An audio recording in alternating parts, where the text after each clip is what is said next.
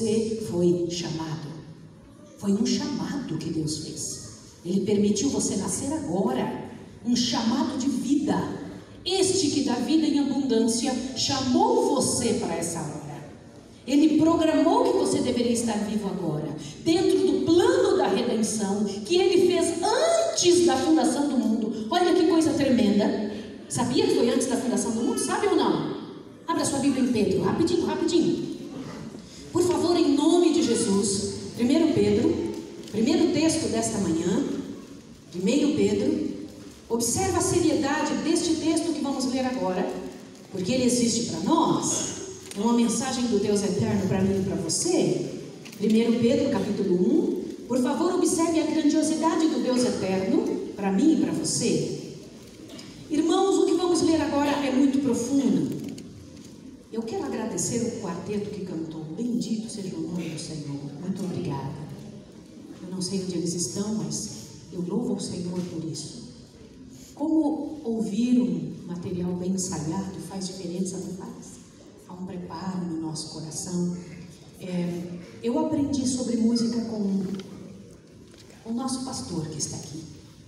Nós mantemos hoje ainda a Escola de Profetas, pastor Luzias.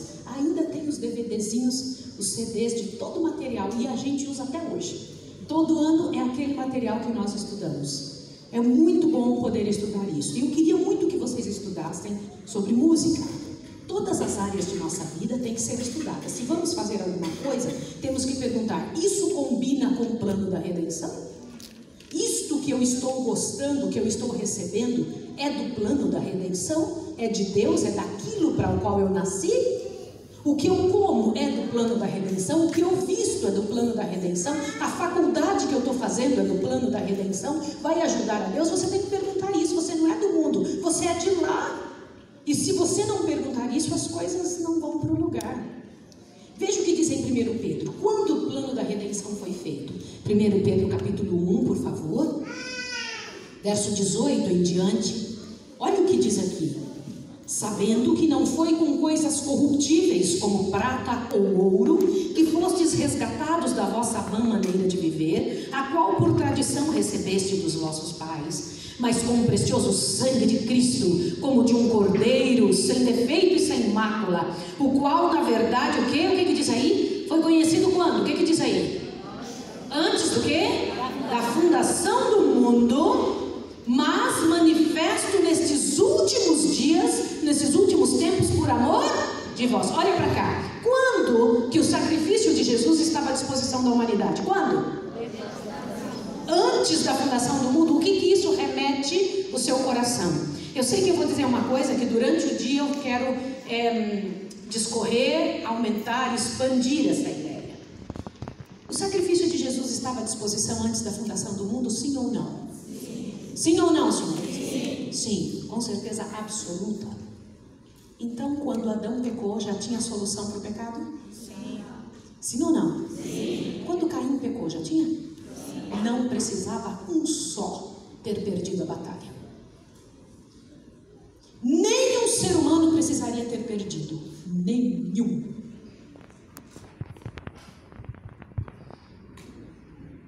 Quando Adão pecou, já tinha salvação para ele?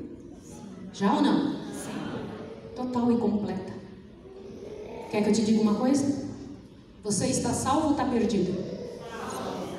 É? Você está salvo ou está perdido? Salvo? Olha para cá. Sim, você está salvo. A salvação foi algo que o Senhor Deus nos deu sem nos consultar. A salvação é algo que nasceu no coração de Deus. Olha o que eu vou te falar. É oferenda de Deus, é iniciativa de Deus, é prerrogativa de Deus, é ação de Deus, onde o homem não entra. Ainda bem, porque se entrássemos, estragávamos o plano da redenção. Deus não pede licença para nos salvar, Ele simplesmente nos salva. Agora te assuste. Por que sabe quantos estão salvos? Porque Deus amou o mundo, que deu seu Filho unigênito, para todo aquele que nele crê não pereça, mas tenha vida. Olha para cá agora, presta atenção. Te assusta o que eu vou te falar. A salvação está para todos os seres humanos daí de fora sem falhar um. Sim. No entanto, por que a maior parte vai se perder? Por quê? Abra seus ouvidos em nome de Jesus. Seu problema não é pedir a Deus que te salve. Você está salvo. Seu problema é pedir a Deus: Senhor, não me deixa perder a salvação que eu já tenho. Porque nossa atitude pode nos levar a perder o que Deus deu de graça.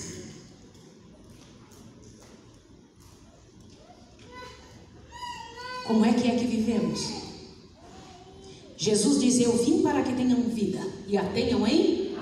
Se nossa vida tem tido o contrário, que é a ação de Satanás, quem tem tido legalidade em nossa vida? Como temos vivido? O que temos aceito? O que temos feito? Como é que tem sido sua história? Satanás não entra em vida alguma se não tiver legalidade. E quem dá legalidade somos nós. Nós abrimos portas, nós fazemos coisas que não são do mundo de Deus. Nós vivemos, cantamos, comemos, agimos com coisas que Deus não tem como abençoar. E abra seus ouvidos: Deus não abençoa aquilo que Ele já amaldiçoou. Com Deus não existe acordo. E quando Satanás chega perto da vida de um filho de Deus, você é filho de Deus. Quando o Senhor Deus se envolve com o filho dele, olha o que eu vou te falar, e Satanás chega perto, Deus tem que ser justo até com o diabo. Porque Satanás fica aonde a gente dá legalidade para ele. Porque Satanás diz: eu estou aqui porque ela quer. Está aqui a prova do que ela tem do meu mundo, do meu lado, nessa dificuldade. Cara ou coroa? Você entende a sua responsabilidade como é séria? Muito séria. Está na hora de pensarmos em nome de Jesus e dar a legalidade de nossa vida na mão de Jesus. Porque você é de Jesus. Porque você foi comprado com bom preço. E está na hora de você entender alguma coisa além dessa vida. De você compreender as coisas além da visão de agora. Por favor, 2 Timóteo. 2 Timóteo, por gentileza, capítulo 3. Um texto muito conhecido. Você que está em casa, por favor, em nome de Jesus, pegue a sua Bíblia e estude junto com a sua família, com seus filhos. Não pegue esses textos simplesmente por pegar. Lute, leia. Não acredite simplesmente no que eu estou lendo. Confira se é assim mesmo. Trabalhe, expanda a ideia. Corra atrás dessa informação. Fale, pregue para os seus vizinhos, para os outros. Esse privilégio de pregar, poucos dias nós vamos ter ainda. 2 Timóteo capítulo 3, verso 16. Por favor, quem não tem Bíblia, olhe na Bíblia do lado. Se você tem uma criança, um filho, não deixa ele desenhar agora. Posso pedir isso? Isso mesmo. Dá uma Bíblia na mão dos seus filhos. Mas ele não sabe ler ainda. Se ele sabe mexer com o celular, ele vai conseguir mexer com a Bíblia. Exatamente isso. Não deixa seus filhos sem o melhor nessa manhã. Ofereça a palavra para eles. Coloca no coração deles alguma coisa além da situação falida desse planeta. 2 Timóteo capítulo 3, verso 16, tem a seguinte mensagem. Leia junto comigo. Toda a escritura é divinamente inspirada e proveitosa para ensinar, para repreender, para corrigir e para instruir em justiça. Olhe para cá, por favor. Quando a Bíblia é aberta, nós corremos o risco de 4 coisas aconteçam conosco. Quais são elas? A primeira coisa que pode acontecer: o Senhor Deus diz que a Bíblia, toda a escritura, é divinamente inspirada por Deus e útil para quê? Para ensinar. Como é bom sermos ensinados. Uma pessoa que sabe é uma pessoa muito cara. Saber é uma coisa muito importante. Como é bom saber. A Bíblia ensina. Amém. Que bom, não é? Só que faz uma segunda coisa que quase ninguém quer. Qual é a segunda coisa que faz? Repreensão. As pessoas não gostam disso. Se você abrir a Bíblia nessa manhã, você corre o risco de ser repreendido. Você vai deixar? Você vai permitir? É o que a Bíblia faz. Você pode ter certeza. O Senhor Deus tem sua maneira de repreender. É a palavra que foi usada. E é a palavra que está lá no original mesminho. Bem assim, repreender. Só que ainda uma terceira coisa. O que faz aí? O que diz? Leia. A palavra de Deus é útil para ensinar, para repreender e para corrigir. Repreensão é uma coisa, correção é outra. Você vai deixar Deus corrigir? Você não só pode saber que está errado, é preciso ser envolvido em mudança, correção, trazer para o certo aquilo que estava errado. Você vai deixar? Vai permitir? Vai deixar Deus fazer isso? É isso que acontece quando a Bíblia é aberta. E o Senhor Deus tem uma frase que deixou para nós como povo, disse: abra a Bíblia e o povo virá. Uau! Abra a Bíblia, estude a Bíblia para você ver. Trabalhe com a Bíblia junto ao povo. Abra a Bíblia e o povo virá. Quando a Bíblia é aberta, somos levados a sermos ensinados, repreendidos e corrigidos. Mas tem uma quarta coisa que faz uma diferença tremenda. O que diz a quarta coisa? Educação na justiça. Educados. Educados. Ei, peraí. Quero comentar uma coisa com vocês interessante. O que é um povo educado?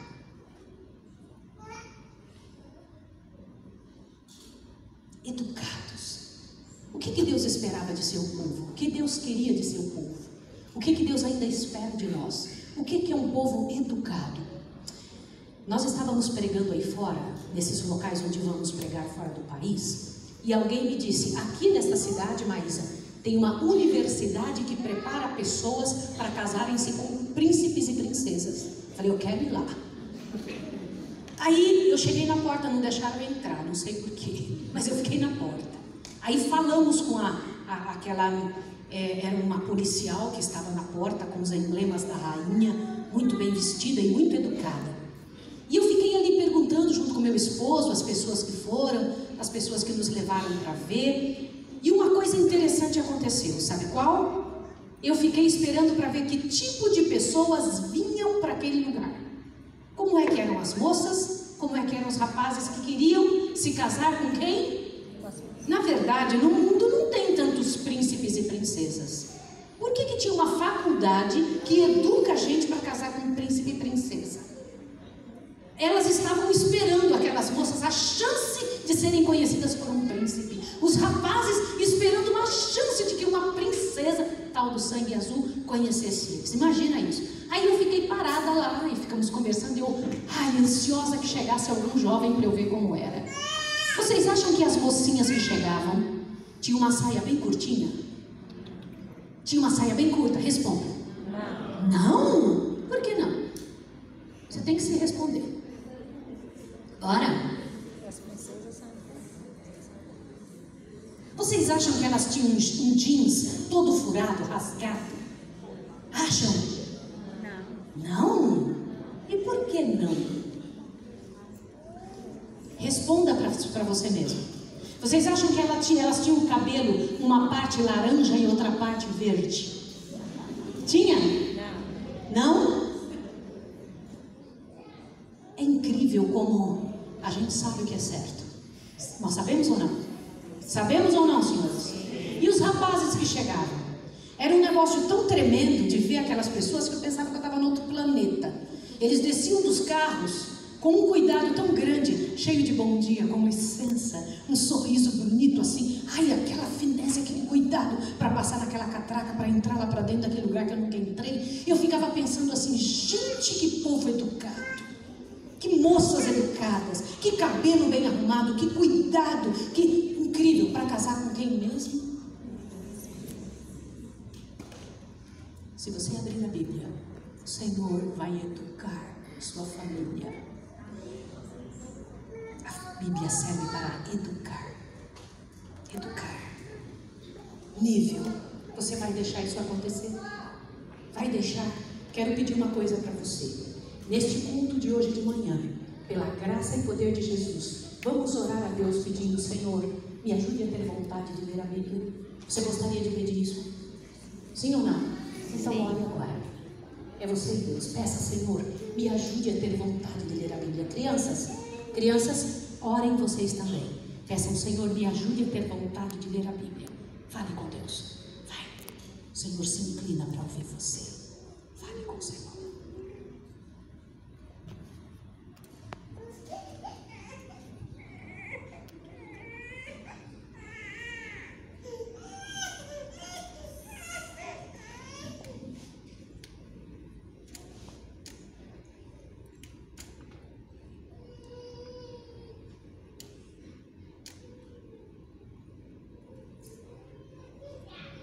Querido Pai, nós somos teus, porque tu mandaste teu Filho para nos resgatar para ti de volta.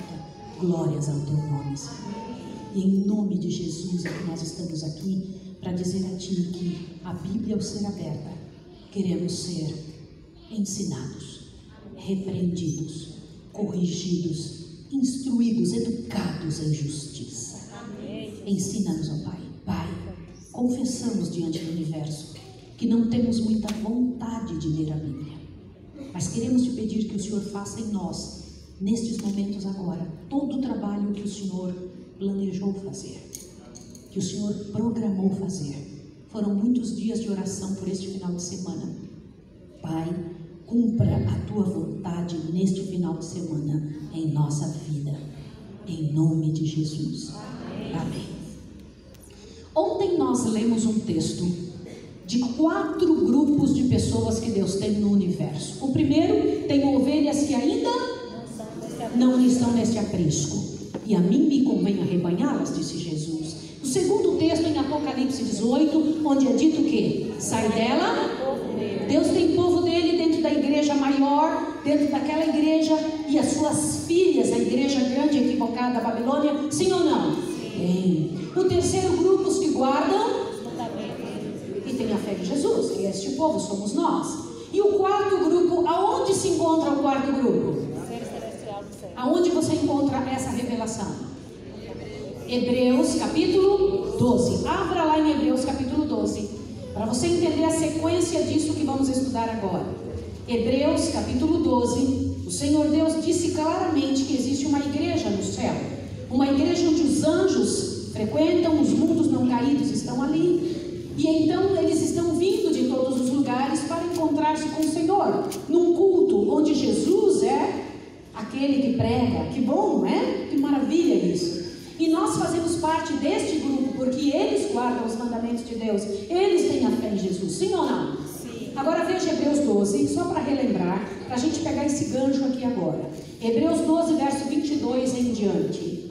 Aqui o assunto era sobre Moisés tinha recebido as tábuas da lei na frente de todo o povo, e tinha sido grande a manifestação do Senhor, a manifestação de Deus, a teofania celeste. Quando Deus se mostra para o povo, algo grandioso aconteceu. Aí Deus comenta aqui nesse texto: você não esteve lá para ver, você não viu o dia em que eu desci no monte, mas, olha o verso 22, mas tendes chegado ao monte Sião, a cidade do Deus vivo, a Jerusalém celestial e a muitos milhares de anjos, a universal assembleia e a igreja de quem, irmãos? Do que? Dos primogênitos inscritos aonde?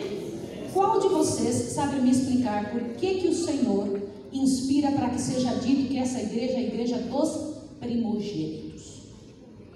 Fora os pastores, obviamente. O que é um primogênito? Um primogênito nos remete à ideia de família. Esta família tem filhos, e quando tem filhos, o primeiro filho é o primogênito. Agora te assuste, qual a responsabilidade de um primogênito? Do qual a palavra de Deus diz que esta igreja tem este nome, Igreja dos Primogênitos, uma universal assembleia. O que é universal? O universo inteiro está lá naquela igreja, sim ou não? Agora imagine que culto tremendo deve ser isso. Só que o Senhor Deus diz que são os primogênitos. Vamos nos ater a isso aqui agora. Ontem à noite eu comentei com você que você foi chamado para o último momento da história da Terra. Nomes tremendos foram deixados atrás Pessoas de todos os nossos heróis bíblicos estão descansando o sono da morte. Nós sabemos que 3 deles não. Quais 3 não estão descansando o sono da morte e são heróis? Elias, Enoque, Moisés. Sim ou não? E sabemos que houveram outros no dia da ressurreição de Jesus, e então o Senhor levou essas pessoas que eu não sei os nomes. Agora olhe para cá em nome de Jesus, presta atenção. Um dia a senhora White encontrou-se em visão com alguém. Ela disse: e me foram dadas asas e eu voei. Irmãos, eu vou querer conversar com Abraão, eu vou querer conversar com Maria, mãe de Jesus, mas eu quero conversar com a senhora White. Deve ter sido fabuloso o que essa mulher viu. Ela disse: então eu subi e eu vi. Eu sei que ela acontecia isso dentro da visão da cabeça dela. Eu sei disso, que era aqui que Deus trazia a visão dentro da cabeça. No entanto, eu fico pensando algumas coisas. Paulo foi ao 3º céu. Foi ou não foi? Você sabe disso ou não sabe? Sim ou não? Sim. Agora olhe para cá. Uma certa madrugada, o povo lá no hospital onde a senhora White, dentro do sanatório onde ela vivia, ela tinha o espaço dela, as enfermeiras que iam trocar de turno na madrugada, passavam pelo quarto da senhora White e tinha uma luz como de dia, saindo na madrugada da janela dela. E era uma luz tão forte, tão forte, tão forte, que parecia que o sol estava dentro do quarto dela. E de manhã cedo a enfermeira perguntava: senhora White, irmã, nós vimos ali a luz. Ela disse: o meu anjo estava comigo essa noite. Vocês têm ideia do que essa mulher viu? Numa dessas viagens ao subir, dentro da mente dela, obviamente, olha o que aconteceu. Ela disse que chegou a um mundo onde as pessoas eram muito bonitas, não tinham nenhuma marca de pecado, o espaço era fabuloso, e ali ela encontrou o velho Enoque. Diz que ele estava com uma mitra escrita santidade aqui na frente, e ele tinha uma roupa muito bonita, toda especial, e ela disse que ela olhou e ficou impressionada com ele, e chegou perto e falou: você mora aqui? Ele disse: não, a minha morada é na cidade. Que cidade que ele morava? Vocês têm ideia quantas casas existem lá? Quantas? Quantas casas? Hã? Mas quantos moram nessa cidade? Você já morou numa cidade muito grande que só tem 3 habitantes? Elias, Moisés e Enoque. E alguns outros que o Senhor Deus levou. E eles estão esperando quem? Diz que estas casas têm nomes. Já pensou eles sabendo e assistindo a nossa vida? E este culto está sendo assistido agora, e eles olhando do céu para a terra assim, ó, sabendo: olha, esta é a casa da Maísa. Oh, Senhor, obrigada. Sim ou não? Sim. E no juízo nomes são acrescentados e nomes são tirados. O meu pedido é: Senhor, não tire meu nome do teu livro, porque meu nome está lá. Sim ou não? Sim. Ou então não cante mais: pois tem um novo nome lá na glória. Sim, é o meu. É o teu, irmã. Glória ao nome do Senhor. Nossa luta é que não seja tirada. Mas presta atenção, olha que grande, olha que glorioso. Isso é a tua realidade, é a minha realidade. Agora, se Jesus tivesse falhado, o que aconteceria com Enoque, Moisés e Elias?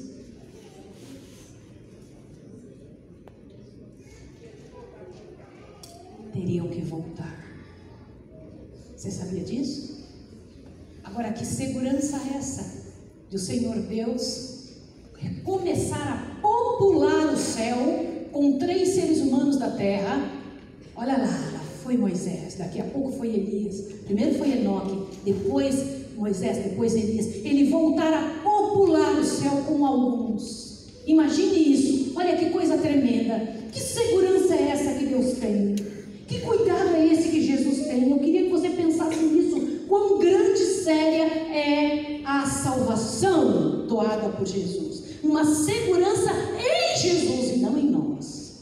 uma segurança que ele tem no que ele fez, uma segurança que ele tem no resultado do que ele fez e não do que nós fizemos, e não do que somos capazes de fazer. Presta atenção nisso aqui. Agora, diante disso, qual é a nossa parte? A igreja dos primogênitos. O que isso significa? Abra sua Bíblia em 2 Crônicas, por favor. Em nome de Jesus. Presta atenção na seriedade desse texto. Queria lhe pedir em nome de Jesus que você não deixasse de ler. Não deixa de ler isso agora. Leia, coloca seus filhos a lerem também, por favor. Coloca seus filhos a estudarem em 2 Crônicas, capítulo 5, por favor. Não, perdão, 1 Crônicas, tá? Não é segundo não, primeiro. Você que está em casa, 1 Crônicas, capítulo 5. 1 Crônicas, capítulo 5, por favor. Eu vou ler com você uma coisa tremenda. O Senhor Deus, por que Ele chama atenção, dizendo que a igreja do céu é a igreja de primogênitos? Quem é a família de Jesus, irmã? Jesus, quando foi comentado a respeito disso, ele disse: minha mãe, meu pai e meus irmãos são quem? Aqueles que fazem a vontade do Pai. E a Bíblia fala de uma família no céu que nos chama de irmãos, sim ou não? Sim ou não? E que não tem vergonha de nos chamar de irmãos. Uma família no céu e o próprio Jesus. Leia comigo isso aqui agora. 1 Crônicas, capítulo 5, verso 1 em diante, diz assim: os filhos de Ruben, o primogênito de Israel, ele era o primogênito, mas quando profanou a cama de seu pai, a sua primogenitura foi dada aos filhos de José, filho de Israel, de sorte que na genealogia nem pôde ser contado como primogênito. E embora Judá fosse o mais poderoso entre seus irmãos, e dele proviesse o príncipe, a primogenitura, porém, foi de José. Quantos filhos você encontra neste texto? 2 textos simples. Quantos? Quais foram os filhos citados aí? Ruben, Judá e José. Aí diz claramente que na família de Jacó, o primogênito era... O que era um primogênito? O primogênito era o primeiro filho, mas ele tinha algumas situações especiais que pelo nascimento ele já recebia. O primogênito era responsável por levar a religião para os outros irmãos. Na falta do pai, ele era respeitado como se fosse o próprio pai. Na morte do pai, a viúva respeitava o primogênito como se fosse o marido falecido. Ele ganhava a porção dobrada. Para quê? Porque ele era primogênito. Para quê? Para si mesmo? Não. Por causa dos irmãos. Ele cuidava não somente financeiramente da família, mas cuidava de outra coisa também. Presta atenção, ó. Presta atenção aqui agora. Ele cuidava da família na área espiritual. O primogênito cuida da família na área espiritual. Prega comigo nessa manhã. O primogênito cuida da família na área espiritual. Você entendeu isso agora? Agora veja. Só que aí diz que Ruben perdeu a sua primogenitura. Por quê? Por quê, queridos? Porque ele começou a profanar. Vocês têm ideia que tipo de pecado é esse? Tem ideia? Consegue imaginar que coisa terrível? O que a Bíblia explica sobre Ruben? O que a Bíblia fala sobre este rapaz? E é preciso que vocês pensem bem sobre isso daqui. Essa é uma parte muito importante. Eu vou esperar a moça terminar para a gente poder continuar, porque senão está todo mundo olhando para ela que ela está muito bonita, não é? Pronto, agora olhe para cá, presta atenção para você ver que coisa séria. Ruben era o primogênito, e por ser o primogênito, ele tinha a responsabilidade de levar a religião para quem? Para os outros irmãos. Ele era a representação da falta do pai, de que aquela casa tinha coluna vertebral, de que aquela casa tinha respeito, de que aquela casa tinha direção. Agora presta atenção que sério. Mas como foi que ele profanou a cama de seu pai?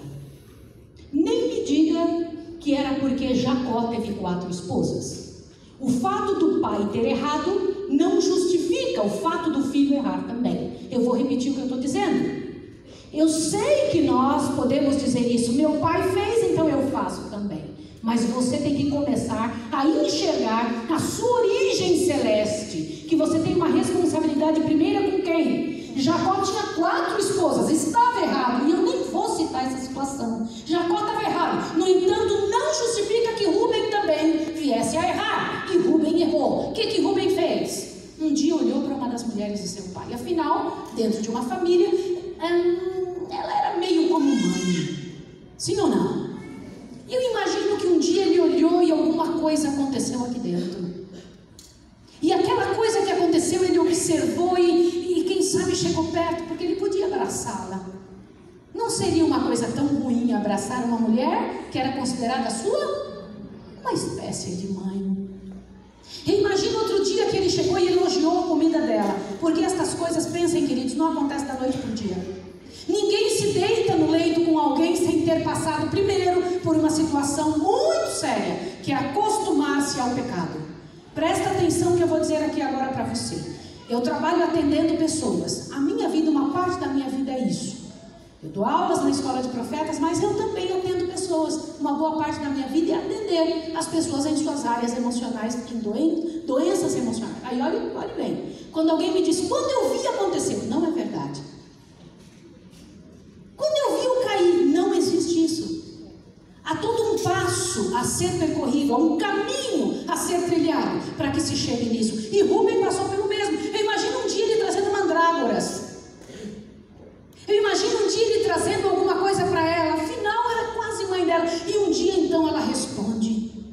Ou quem sabe começou com ela e ele foi fraco. Eu não sei dizer, mas fraco ele era. Como é que eu sei que Rúben era fraco?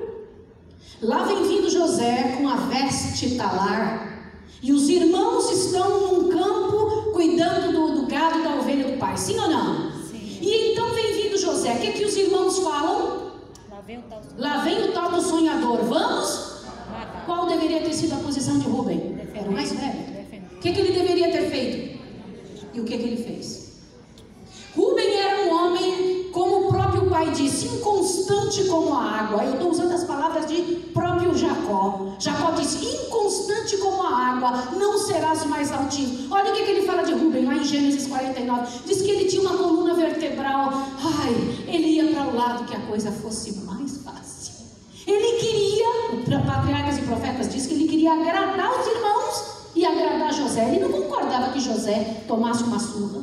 Ele não concordava que matassem o irmão, mas ele não teve coragem de falar. Eu vou repetir o que eu estou dizendo. Rúben sabia que o certo era repreender os irmãos e proibir imediatamente. Sabe o que foi que ele fez? Ele quis agradar as duas partes. Primeiro ele deixou que tirassem a roupa do menino, que ele deveria ter dito para não fazer isso. Já eu pego na mão de vocês, fica tranquilo, pode deixar. Olhe bem, presta atenção aqui. Aqui agora esse momento é especial. Olhe bem. Irmãos, ele deveria ter dito não. Ele tinha autoridade para isso, sim ou não? Sim. Ele fez isso? Não. Sabe o que ele fez? Eu vou deixar que deem uma surra nele e joga aí dentro desse poço. Agora imagine que ele foi jogado lá sem roupa. Foi ou não foi? Foi. Aí ele pensava que depois viria tirar o menino do poço, quando os irmãos não estivessem vendo. Não foi isso que ele pensou? Só que eu preciso te dizer uma coisa, que Satanás também pensa. Satanás também faz planos. E ele precisa da nossa ação para ele colocar em prática a ação dele. Porque ele é especialista em fazer gente cair.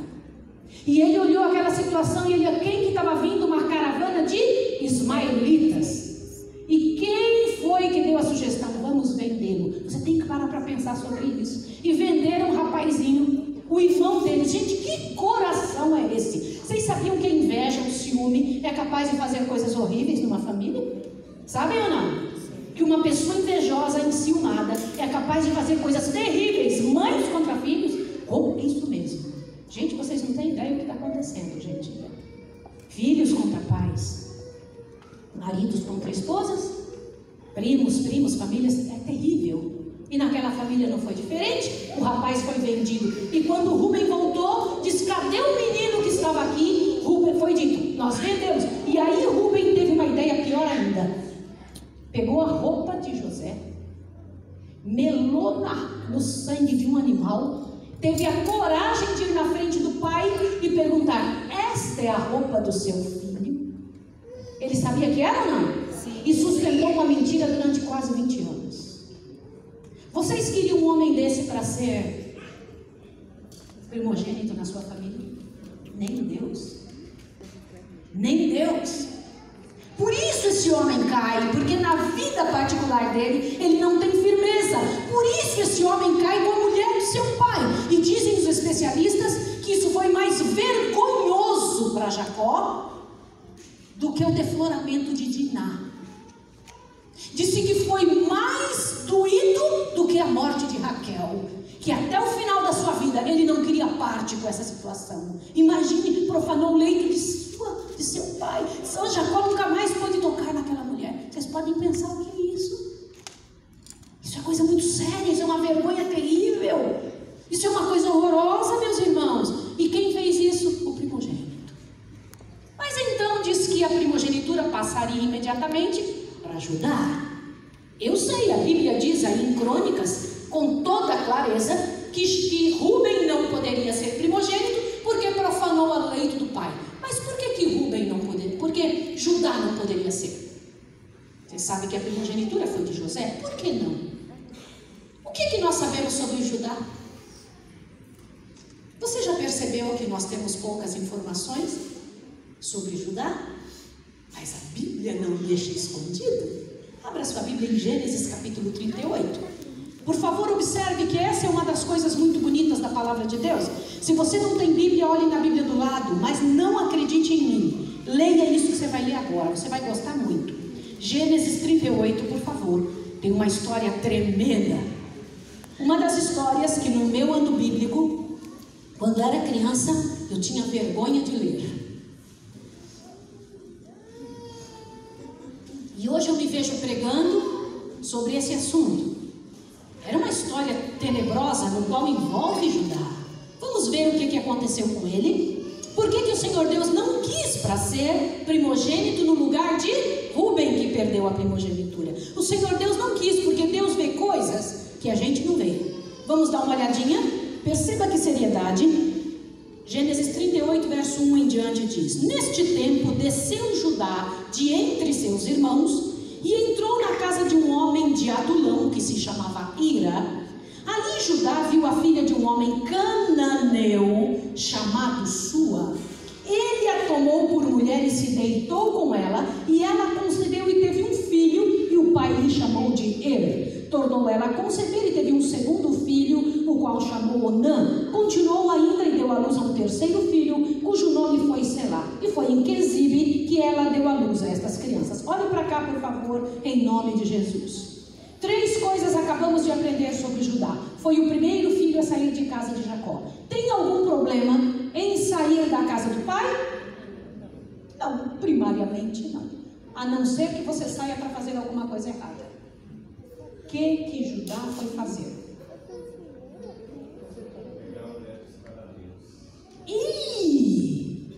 Ele saiu de sua casa e se enfiou com que povo? E lá no meio dos cananeus ele viu uma mulher, a filha de Sua, e então se envolveu com ela, se casou com ela, né? Esses casamentos de fora aí. Agora presta atenção. Como é que é o nome deste segundo pecado de Judá? Como é que é o nome? Jugo desigual. Como é que é? Jugo desigual. Jugo desigual? Não podia fazer isso na época dele, mas pode hoje? Eu vou perguntar outra vez. Pode fazer isso hoje? Responda. Não. O que é jugo desigual? Eu estou acostumada a ouvir algumas coisas que eu gostaria de tomar por nota agora em nome do Filho de Deus. Algumas pessoas têm a coragem de dizer: os rapazes de fora são melhores do que os de dentro. Eu gostaria de pedir a você, em nome de Jesus, que tivesse misericórdia da sua boca. Porque Jesus não pensa assim. As moças de fora são melhores do que as de dentro. Eu peço novamente misericórdia para a sua boca. Não fale isso. em nome de Jesus. Sabe como Jesus chama as moças da igreja? Vós sois torres fortes. Sabe como diz os jovens, sobre os jovens? Jovens, eu vos escrevi, porque sois fortes. A palavra de Deus permanece em vós e tendes vencido o maligno. Sabia? Não são melhores do que os de dentro. E quer que eu te diga mais? Nunca serão. Peça perdão a Deus se você teve a coragem de dizer um negócio desse e aprovar que alguém circunstancialmente se envolvesse com alguém de fora. O pedido de Deus é não, e atrás do não de Deus tem uma bênção. E se você já está namorando alguém de fora, coloca a sua cabeça para pensar, corra para um quarto e vai orar e peça a Deus para te converter. Sinto muito, mas isso é verdade. Não, mas Judá se arriscou. Casou-se com uma mulher fora de seu povo. O que aconteceu? Qual foi o resultado? Você sabe o que acontece quando se tem filhos com dois tipos de peso e duas medidas no lar? Quando um pensa de um jeito, o outro pensa de outra forma. Onde não tem, olha o que eu vou te falar. Lá a palavra de Deus diz em Coríntios 7 que os nossos filhos são abençoados ou amaldiçoados. Como? Sim. É dito isso. E você tem que parar para pensar sobre isso. Mais uma vez eu digo, não faça coisas sem antes descobrir pela palavra de Deus, que nos ensina, que nos repreende, que nos corrige e que nos educa. Não faça antes de descobrir a orientação da palavra de Deus. Não faça porque alguém está fazendo. Não faça porque não sei quem fez, seja quem for, o nome importante que for. Não faça em nome de Jesus. Você tem que descobrir se Deus quer que você faça. Qual é o plano de Deus para você? E quando Deus diz não, Ele não vai mudar de ideia daqui para frente. Não vai. Ele não vai acoplar as coisas ao seu gosto. O que aconteceu na família de Judá? Você quer ver? Dá uma olhada no resultado nos filhos. Por favor, observe o verso 6. Por favor, do capítulo 38, verso 6. Judá tomou uma mulher para o seu primogênito, e o nome dela era Tamar. Porém, o primogênito de Judá era mau aos olhos do Senhor, pelo que o Senhor o matou. Olhe para cá. Fácil isso? Pode imaginar alguém tão ruim a ponto de Deus matá-lo? Gente ruim. A lembrança que temos do primeiro filho de Judá, um dos príncipes de Israel, um homem que podia ter casado com alguém de dentro da sua fé, que poderia ter e deveria, por obrigação, ter levado, era um dos príncipes de Judá, de Jacó. Era ou não era? Sim ou não? No entanto, o que nós vemos aqui? Um homem fraco, vivendo uma vida escondida por trás das coisas. E ele chega e tem um filho, o filho criado de maneira que dá esse resultado aqui. Agora veja o que acontece. Naquela época, a mulher que se casava com um dos filhos da gente, do nosso povo, se ela não tivesse filhos, não tivesse engravidado, e o marido morresse, havia uma lei que o irmão do marido que havia falecido deveria engravidá-la, para que ela tivesse um filho do marido que tinha falecido. Entendeu isso? Por quê? Porque as mulheres não tinham um trabalho e também elas era uma outra situação. Um filho era sinal de que ela tinha segurança na sua velhice, etc. Mas dê uma olhada que coisa interessante. Quem que tinha agora que tomar a posição de dar um filho a Tamar, viúva? Onã, o segundo filho. Alguém de vocês já ouviu falar da palavra onanismo? O que significa onanismo? Masturbação. Se você pegar um dicionário e descobrir qual é a palavra que designa a masturbação, você vai encontrar isso, onanismo. O que é o onanismo? O que é a masturbação?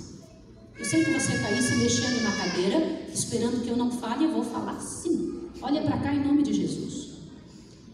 Nas cartilhas das escolinhas daqui do mundo, cartilha, na agendinha que é dado para as nossas crianças, esta que o MEC fez, está escrito que os nossos filhos devem se masturbar.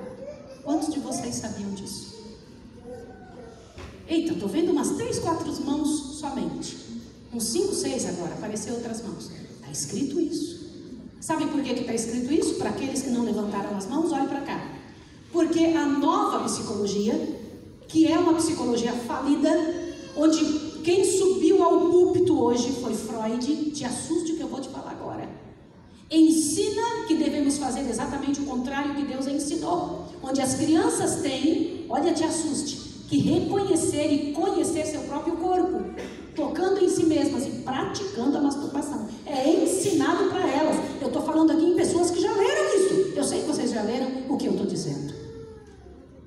Um pecado que Deus diz, que Deus chama de abominação. Deus chama a masturbação de abominação.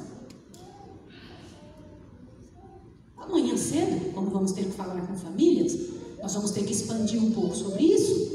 Vamos ter que trabalhar essa história para que você entenda que princípio é esse, por que é um princípio tão satânico e por que o Senhor Deus chama de abominação. São 4 coisas que Deus não gostaria que você trocasse com as pessoas. 4 S's: sangue, suor, saliva e sêmen. Nestas 4 coisas você encontra o seu DNA. O DNA é exposto. O que está no DNA humano? Você sabia que no DNA hoje está até o que você sente? Você sabia que suas emoções estão no DNA? Você marca, você imprime como um print no seu DNA. Olha que coisa tremenda. O que você sente é um negócio tremendo. Essa busca que o mundo teve, o projeto Genoma, que estudou o genoma humano, tentou e conseguiu descobrir coisas tremendas e você precisa descobrir sobre isso. Louvado seja Deus, que Deus vai dando alguns lampejos de conhecimento à humanidade, para que a humanidade comece a pensar por que Deus diz não para algumas coisas. Não, não e pronto. O que é que o pessoal troca sem problema nenhum hoje em dia? No sexo livre, o que as pessoas trocam? Pare para pensar. O que as pessoas jogam fora? É um negócio muito sério que você tem que pensar. Quando uma mulher aparece grávida, olha o que eu vou contar para você. Eu quero até me arrumar para falar dessa parte que é tão celestial. Quando uma pessoa é formada no ventre de sua mãe, quando alguém é gerado, a quantidade de óvulos que a pessoa vai carregar para o resto da vida, aquela mulher vai carregar para o resto da vida, já está formada ali. O corpo dela alimenta aqueles óvulos por toda a vida. E um dia, um daqueles óvulos vai se transformar numa pessoa. Você existia, olha o que eu vou te falar, antes de que qualquer envolvimento ou intercurso sexual acontecesse na sua mãe. Um óvulo não é brincadeira. É uma semente. Um espermatozoide não é brincadeira, irmãos. Um espermatozoide é a metade de um ser humano. É um negócio tão grandioso, tão perfeito, tão poderoso. E quando Deus diz não, Ele queria tanto que nossa mente se expandisse para você entender por que Deus diz não e por que Ele tem tanta clareza ao explicar algumas coisas. Ele tem, só que a gente não busca. Nós não temos visão para trabalhar em cima disso. E o que esse menino fez? Dá uma olhada no que ele fez aqui. Leia aí, vamos ver o que a Cam fez. Por favor, observe aqui, verso 8. Leia com seus olhos. Leia aí, verso 8. 38, verso 8. Então disse Judá a Onã: deita-te com a mulher do teu irmão e cumpre-lhe o dever de cunhado. Suscita descendência do teu irmão. Onã, porém, sabia que a descendência não seria dele, de modo que sempre que se deitava com a mulher de seu irmão, o que ele fazia? Derramava o sêmen na terra para não dar descendência ao seu irmão. O que ele fazia era mal aos olhos do Senhor, pelo que o Senhor também o matou. Olhe para cá, que tragédia, 2 filhos mortos, sim ou não?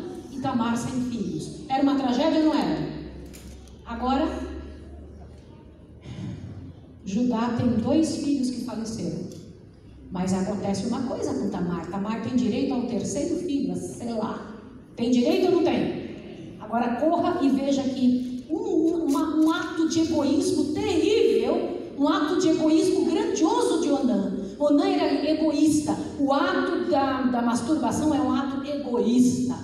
Vocês não têm ideia como Deus pune esse tipo de situação. Nesse caso aqui foi a morte. Agora, continue observando, por favor. Verso 11. Então disse Judá a quem? Falou com quem agora? Judá foi falar com quem? Quem que era Tamar? A nora que não tinha filhos. Presta atenção. Então disse Judá a Tamar, sua nora: permanece viúva em casa de teu pai, até que Selá, meu filho, venha ser homem. Ah, então o menino não era adulto. Tá certo, Judá. Será que era essa razão mesmo? Continua lendo. O que diz aí? Pois pensava ele, para que não morra também este, como morreu seus irmãos. Quem que ele pensava que estava matando os meninos? Quem que ele pensava que estava matando os filhos dele? Era Tamar? Era porque o menino não era adulto, que ele não estava dando o menino para casar-se com ela? Ele era um enrolão. Pode acreditar no que eu estou lhe dizendo. Ele não tinha coragem de falar as coisas da maneira certa. Judá não tinha. Agora presta atenção.